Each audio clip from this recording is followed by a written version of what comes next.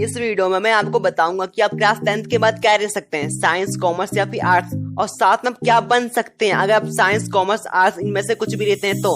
और साथ में आपको कौन कौन से सब्जेक्ट पढ़ने होंगे 11वीं क्लास में, 12वीं क्लास में, मैं आपको ये भी बताऊंगा। मैं आपकी मदद भी करूंगा कि आपको क्या लेना चाहिए जिससे कि आपको आगे चलकर दिक्कत ना आए। तो शुरुआत करते हैं आर्ट्स से। सबका मानना ये होता है कि आर्ट्स वो बच्चे रहते हैं जो कि पढ़ने में कमजोर होते हैं या फिर जिनको पढ़ने नहीं आता, या फिर जिसके 10th क्लास में कम नंबर आए हैं वो आर्ट्स ले सकता है।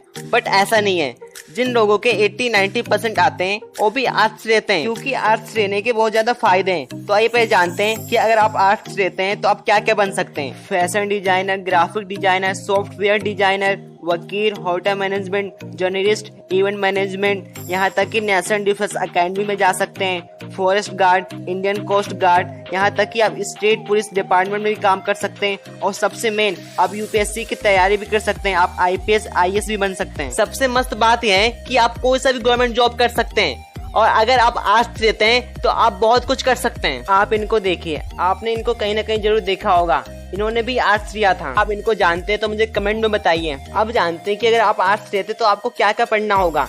इसमें 4 सब्जेक्ट कंपल्सरी हैं।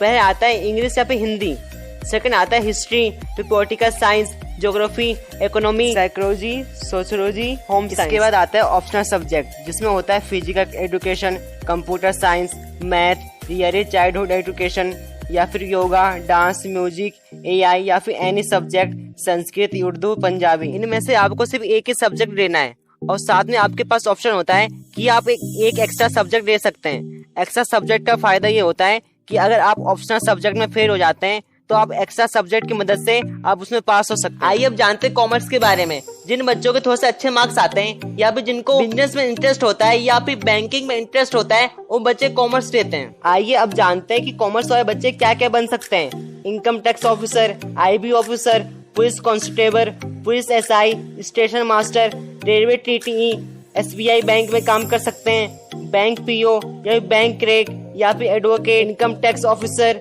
CBI, IB officer, traffic police, यहाँ तक कि पटवारी भी बन सकते हैं। इन सभी के अलावा आप और भी कुछ बन सकते हैं। अब बात करते हैं कि अगर आप कॉमर्स लेते हैं तो आपको क्या क्या पढ़ना होगा। 4 सब्जेक्ट कंपल्सरी सब्जेक्ट हैं। फर्स्ट आता है अकाउंटेंसी, सेकंड आता है बिजनेस स्टडीज, थर्ड आता है इकोनॉमिक्स, फोर्थ आता है इंग्लिश। उसके बाद आता है optional subject, computer science, mathematics, physical education, psychology, Hindi, painting, music, act. Optional subject में सिर्फ आपको एक ही सब्जेक्ट चुनना होता है। इसके बाद आता है साइंस। साइंस वो बच्चे रहते हैं जो कि पढ़ने में ज्यादा अच्छे होते हैं, या फिर जिसके ज्यादा परसेंटेज आते हैं 80-90%, वो बच्चे साइंस लेते हैं। अब साइंस भी 2 पार्ट में डिवाइड है। पहले आता है PCM, फिर आता है PCB।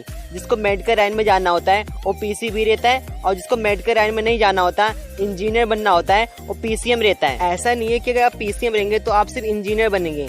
इंजीनियर भी बहुत टाइप के होते हैं, जैसे कि chemical engineer, electronic engineer, genetic engineer, marketing, robotic, data science, marketing management, एस्ट्रॉन, social worker, या फिर पायलट भी बन सकते हैं। अब जानते हैं PCB के बारे में। अगर आप PCB रहते हैं तो आप इसे MBBS कर सकते हैं, डॉक्टर बन सकते हैं, आप डेंटल डिग्री ले सकते हैं, यहाँ तक कि बोटेनी, nursing, food science, hotel management, Ayurveda, यहाँ तक कि आप सर्जरी वाले डॉक्टर भी बन सकते हैं। अब जानते हैं कि अगर आप PCM रहते हैं तो आपको कौन कौन से सब्जेक्ट पढ़ने होंगे। तो आइए पहले जानते हैं PCM का फुल फॉर्म क्या है।